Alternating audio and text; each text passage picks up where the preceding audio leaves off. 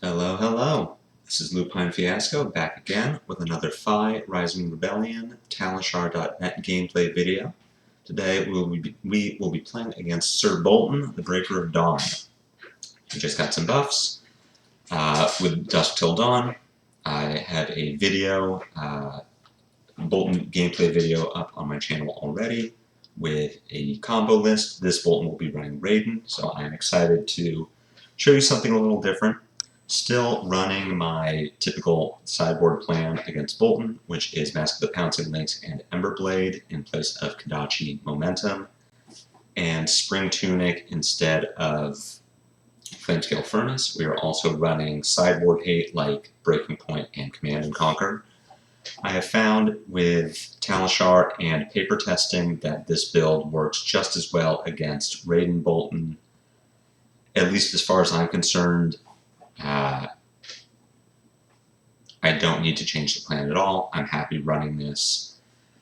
I'm sure if Raiden Boltyn becomes significantly more popular, or if I am playing against a Boltyn that I know is running Raiden, I would go with a more aggressive list. Run Kadachi's, run Mask Momentum, chip away their armor like you would against a Dorinthia. But I don't want to sit down in an event and get blown out by a combo Boltyn because I didn't have a way to interact with their arsenal. So coming to our turn one, our Boltyn won the die roll, put themselves on the play. Having the Phoenix Flame and Flame Call Awakening in hand is kind of a bummer. This hand is pretty underwhelming, and because we don't need Chain Links for momentum, I am just looking to get this Phoenix Flame back into my deck. It is 1 point of damage, 2 points of damage with the Kadachi, with a Shuko lost, but we want to set up this Flame Call Awakening to be much better on our next turn. So pitching the Phoenix Flame and the blue to Emberblade, just a little overpitch. We still get to pick up our Phoenix Flame from yard, play that, and arsenal the Flame Call. Game plan into Raiden Boltyn is exactly the same as any other aggro matchup. We are just trying to deal more damage more quickly than they can.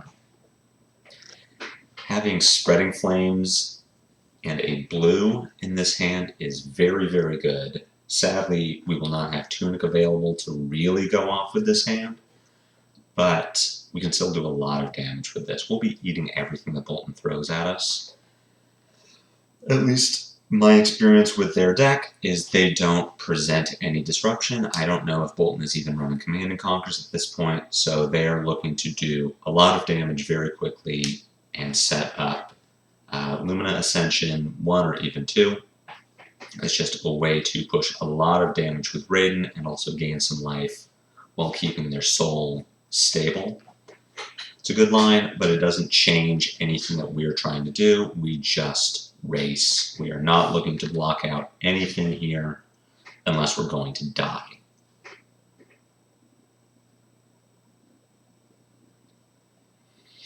We see Boltyn does hit a light card on the first hit. They hit a light card on the second hit, so this Lumina Ascension was worth 10 points of value, which is insane value from them. But again, we're just happy to take damage here. So this turn is fairly stable, fairly autopilot. We playing the Spreading Flames here, followed by the Flame Call Awakening to get us to link 3, which will buff the power of Brain with Cinderclaw. We have a choice here of whether we want to, because we're 1 resource off of being able to attack with Emberblade as well, we have a choice of whether we want to just give up that Emberblade damage or if we want to pitch our second Phoenix Flame to the Emberblade. We get some more damage. We get a Phoenix Flame back in our deck. Having seen 1 Flame Call Awakening, we are pretty low to draw a second one. We have not seen Rise from the Ashes yet. So there is a line where we get 2 Phoenix Flames in the graveyard, which makes Rise from the Ashes a much better card. But as it is, I'm more incentivized here to get the easy damage. If I was making this call now, I make the same call here, pitch the Phoenix Flame to Emberblade for 4. We use our floating resource and we push an additional 2 points of damage over just playing the Phoenix Flame for 2. We're not concerned about missing a Shuko trigger here. Even choosing to Arsenal the Brand with Cinderclaw. I don't know if I necessarily agree with this play now. I do think it's fine. There is a line that I believe I'm going to take here where we get extremely greedy. Bank on Boltyn not having a defense reaction, where we now snap this Lava Burst and break Mask of the Pouncing Lynx to find Salt the Wound.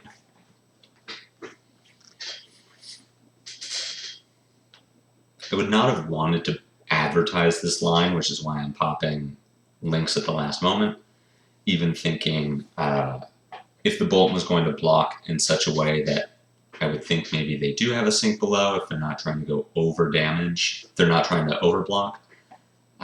If they block for 3, maybe I don't take that line. But being able to break Snap for an additional 8 points of damage is huge.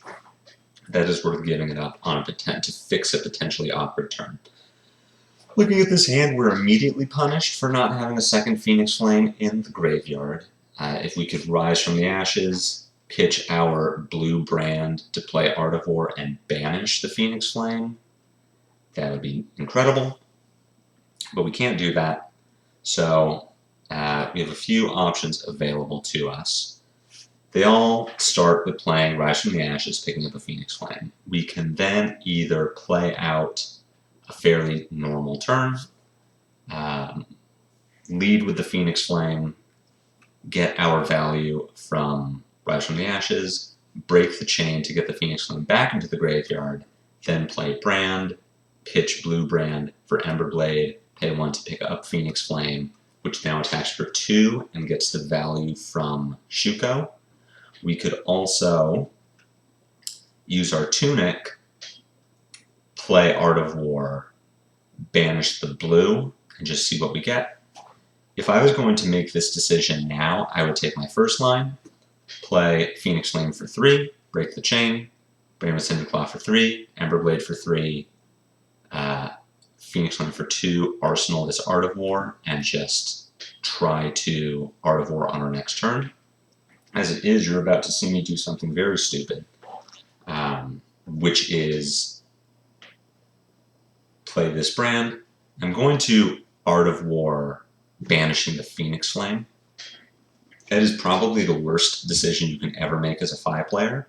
The only reason you want to give up the only Phoenix Flame in your graveyard is if you're going to win the game on the spot.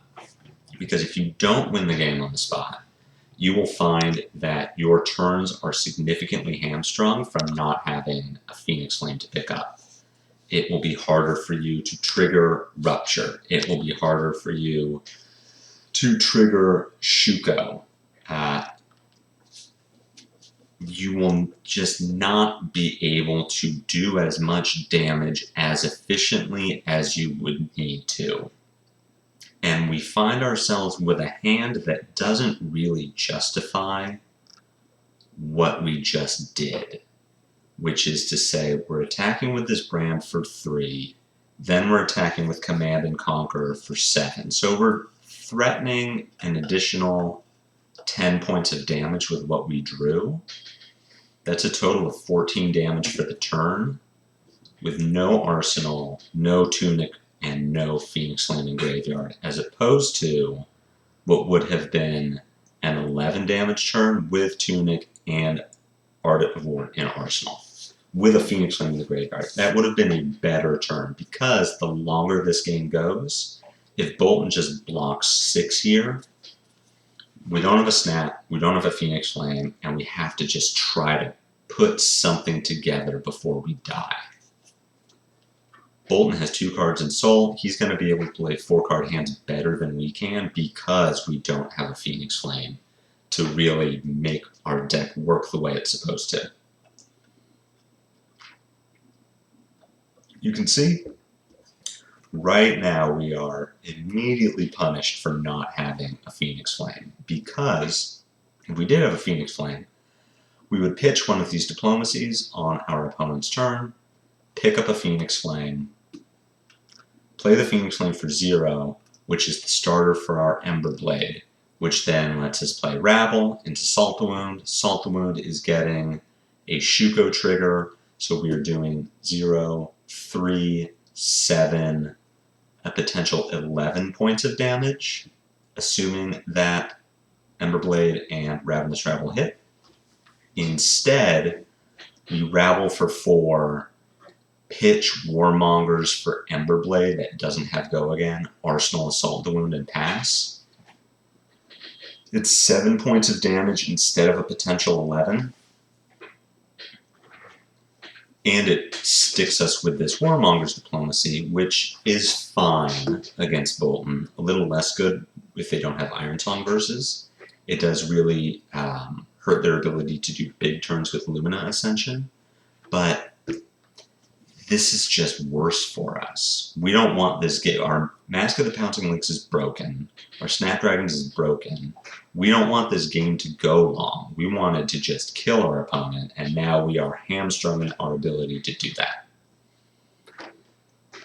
So you'll just see, as this game plays out, watch our turns and take note of how much worse they are for not having a Phoenix Flame in graveyard.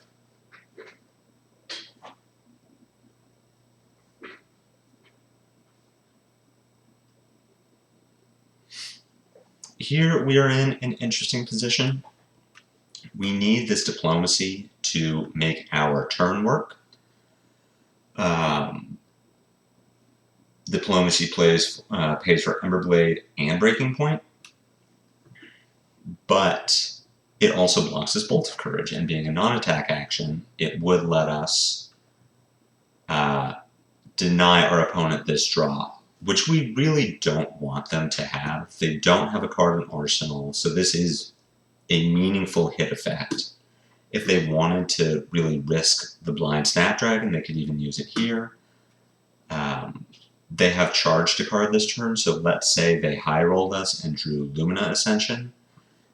That's an additional 8 points of value, and even 10 if we're looking at life total or the life gain.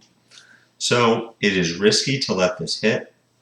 With our opponent at 10, and with us having Breaking Point in hand, I think it is worthwhile to keep our diplomacy. Just take this 3, hope that they don't Blind Snap, and we get to throw a Breaking Point at whatever's in their arsenal.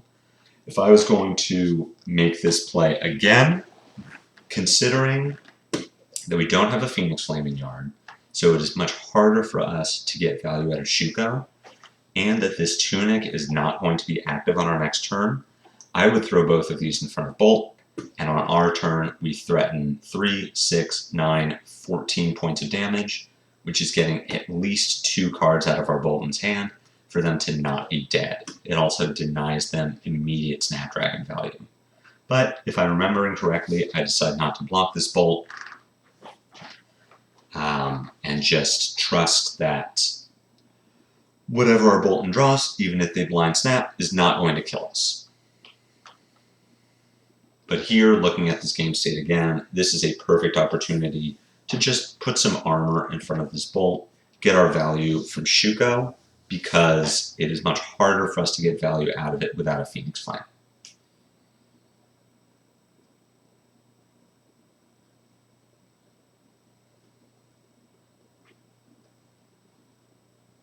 We say no blocks, our opponent goes for the Blind Snap.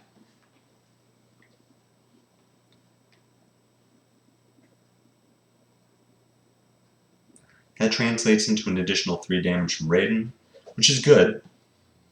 I didn't consider that either in this game or just now.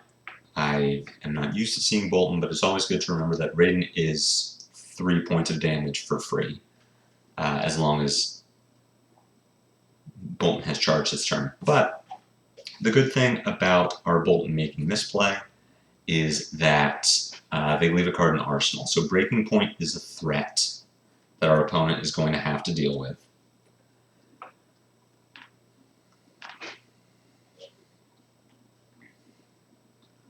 We throw the Breaking Point.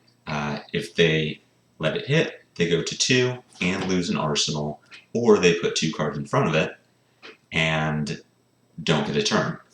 Instead, they have the Soul Shield, which is really good for our Boltyn, but it does mean that they are still down to 1 card in hand. This Bolt of Courage is not active. Our opponent did not charge this turn, so this is just 2 points of damage. Looking at our hand, we still have a Warmonger's Diplomacy that is not really going to do much work for us as far as playing it. It is fine to pitch. We have our Brand Cinderclaw, our Emberblade, our Lava Fane Loyalty. We can then end our chain with a Soulbead Strike. Unfortunately, we don't have our Phoenix Flame to work in 1 more point of damage. And if our Boltyn blocks this Soulbead Strike, we don't get to follow up with a Salt Wound. Even so, looking at this hand now, I'm inclined to take these 2 points of damage. Our Boltyn has shown that they are more than willing to block out early damage. So I would anticipate that they'll block this Brand and block this Emberblade. This Lava Vein Loyalty gets through, and there's a chance that this Soulbead Strike gets through if our Boltyn wants to keep 2 cards and just make us have a finisher. Making this call now, I would not block here. But there is value to just getting, mitigating life loss, blocking with Warmonger's Diplomacy, using our Soulbead Strike to pay for Emberblade, then triggering our Shuko with Salt the Wound to still push some damage through. And we're going to see how Boltyn chooses to block here, if at all.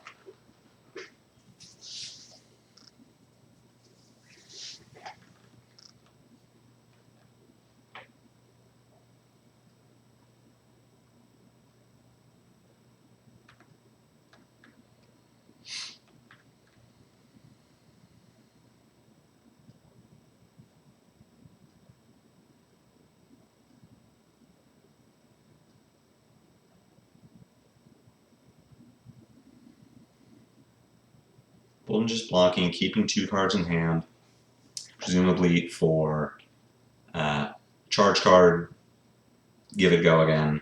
Charge card, charge a card. Hope that we block so they can use Boltyn's ability, but Boltyn does choose to block. And arsenal the last card, and here we have another example of being absolutely ruined by the fact that we cannot pitch to grab a Phoenix Flame. If we could pitch to grab a Phoenix Flame, if we had one in our discard, we could use our Tunic activation with our Salt the Wound to pick up our Phoenix Flame. Phoenix Flame for 0, which turns on Lava Vein Loyalty to give it go again, turns on Blaze Headlong to give it go again, lets us rupture the Lava Burst with a Shuko trigger. As it is, with no way to give any of these attacks go again, we will attack with Blaze to hopefully put our opponent to 1 and just try to not be dead on their crackback. So, again, not having a Phoenix Flame in discard means that what would have been a 3, 7, 13 damage turn is now a 4 damage turn with 3 cards that we cannot get value of. Please, learn from my mistake, learn from my greed. Unless you're going to win the game on the spot with a lethal Art of War, or a lethal Enlightened Strike, or a lethal Searing Emberblade, something that you need to pitch for, do not get rid of your last Phoenix Flame. Keep a Phoenix Flame in your discard. So here we see the Boltyn plays scared, and they do play around a Razor Reflex, an Art of War, a fine decision. Now we're getting value out of our equipment by just making sure that the Boltyn cannot easily give their Bolt of Courage go again, and likely winning the game here.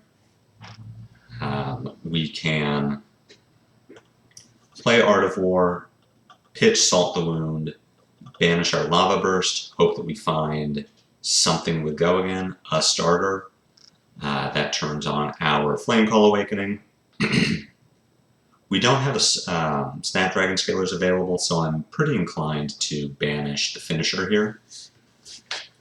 There's an argument to keeping Lava Burst, because it is more damage if we find a starter, but just getting burned by not having a way to really use this Lava Burst is... we really want to limit randomness here. We're rewarded by drawing 2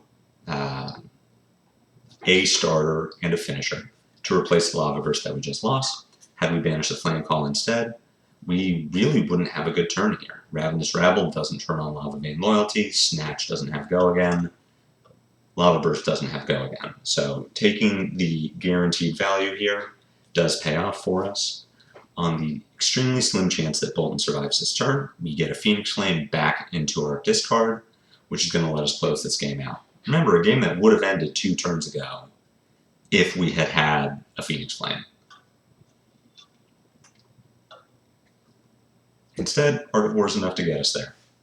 So, the real takeaway from this game is not to get rid of your only Phoenix Flame. Leave a Phoenix Flame in your discard unless you can win the game on the spot. But aside from that, we've seen a bit of new Boltyn with all of his upgrades. It's still a good matchup for FaB. Run your Arsenal Disruption. Don't really feel like you have to block Boltyn, and you should be good to go. So I will see you back here next time.